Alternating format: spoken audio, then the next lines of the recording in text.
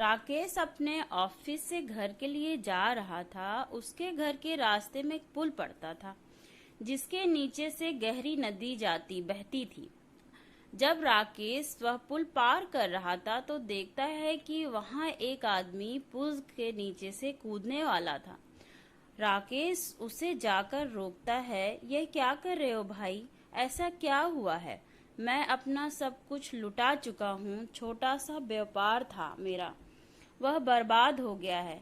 कैसे अपने घर परिवार का पोषण करूंगा?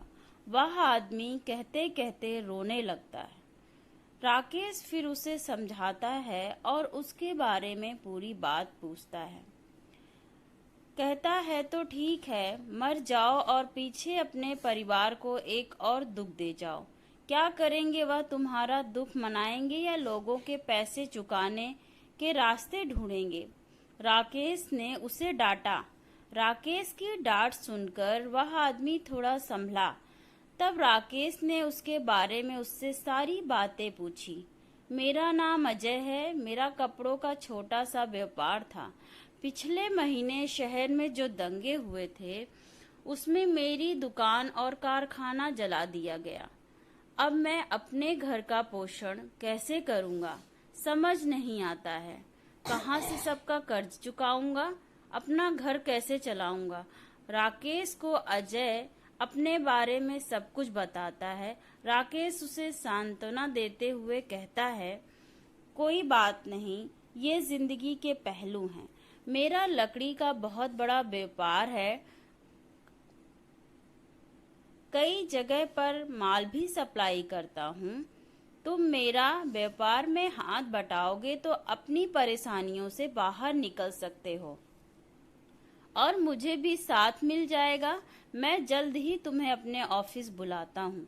अभी तुम अपने घर जाओ। पूरी कानूनी जांच पड़ताल के बाद राकेश अजय के साथ होने वाले एग्रीमेंट के कागज तैयार करवाता है और उससे बुलाता है। अजय राकेश का साथ कारोबार में आ जाता है।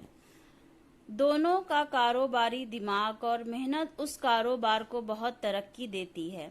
अजय ने धीरे धीरे अपना सारा कर्जा उतार दिया और राकेश की मदद से अपने व्यापार को फिर से खड़ा किया। अब वह राकेश के साथ सिर्फ विचार विमर्श का काम देखता था। सब कुछ बहुत अच्छा चल रहा था। उन दोनों की मित्रता घर परिवार के हर छोटे बड़े समारोह में सबको दिख जाती थी। यूं तो दोनों एक दूसरे के अच्छे मित्र थे, परंतु अजय के लिए राकेश भगवान के बराबर था। वह उसे अपना मित्र नहीं, भगवान मानता था। वह एक तरीके से सब कुछ था उसके लिए। लेकिन उस दोस्ती पर काली नजर थी राकेश के भाई रमेश की। वो बिल्कुल नकारा और अयास आदमी था। राकेश की तरह ना तो कोई काम करता था और ना ही भाई की कंपनी में हाथ बटाता था। वह तो बस यही चाहता था कि उसको हिस्सा मिलता रहे, वह भी मुफ्त में। अजय के आने पर उसको बड़ा बुरा लगता था। उसने चालाकी से अपने एक वकील दोस्त के साथ मिलकर राकेश की कंपनी के कागजात बनवा कर रखे थे। हर कागजात की नकली कॉपी बनवाकर उसने रखी थी। एक दिन राकेश को सही मौका मिल जाता है। एक दिन रमेश को सही मौका मिल जाता है और राकेश किसी काम से शहर से बाहर गया था। अजय भी अब अपनी कंपनी में कम ही आता था। रमेश को सुनहरा मौका मिला और उसने फर्जी कागजात कंपनी के असली कागजात के साथ बदल दिए। जब राकेश वापस आता है तो रमेश सब कुछ अपने नाम लिखवाकर उसे कंपनी से बाहर कर देता है। राकेश को उधार रखना पसंद नहीं था, इसलिए उसने अपना घर गिरवी रखकर लेनदारों का हिसाब चुकता किया।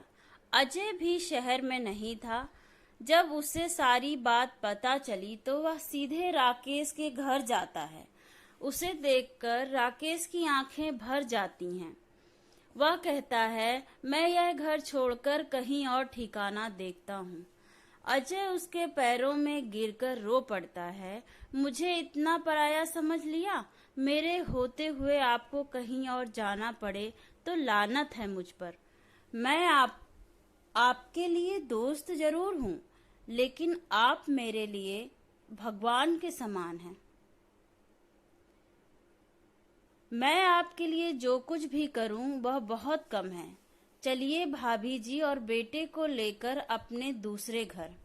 अजय का परिवार पूरे गर्मजोशी के साथ राकेश और उसके परिवार वालों का स्वागत करता है। उनके रहने और खाने की अच्छी व्यवस्था करता है। अच्छी व्यवस्था कर दी जाती है। अब दोनों के बेटे एक साथ स्कूल जाते हैं और दोनों का परिवार एक साथ रहता है। राकेश और अजय मिलकर दोनों अपना विचार विमर्श करते हैं कि किस तरीके से हम अपनी कंपनी छुड़वा सकते हैं। अजय और राकेश मिलकर सारी बातों का पता लगाते हैं। अपने कुछ विश्वास पात्र दोस्त जो पुलिस अफसर और वकील हैं, उनके साथ मिलकर दोनों को रमेश की सारी कारस्तानी समझ में आ जाती है। सबके साथ बातचीत के दौरान वह दोनों यह तो समझ गए थे कि असली गुनहगार रमेश ही है, जिसने ये सारे कागजात को बदलवाकर कंपनी अपने नाम कर ली थी।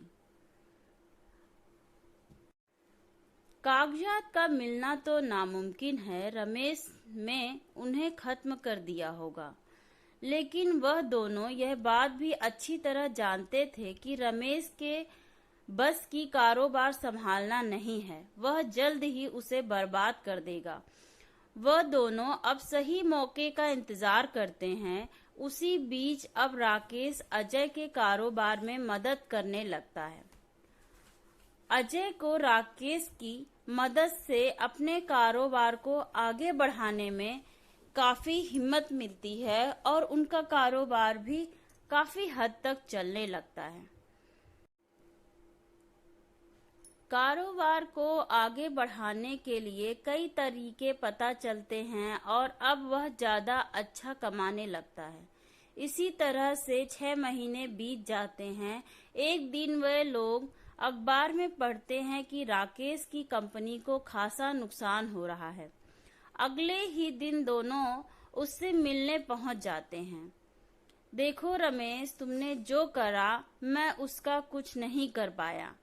उसके लिए तो मैं तुम्हें कभी माफ नहीं करूंगा, लेकिन आज के बाद मैं तुम्हारी शक्ल भी देखना पसंद नहीं करूंगा। मुझे यकीन नहीं होता है कि तुम मेरे भाई हो, लेकिन आज मैं जो करने जा रहा हूँ उसमें तुम अपने आप को लोगों और पुलिस से बचा सकते हो।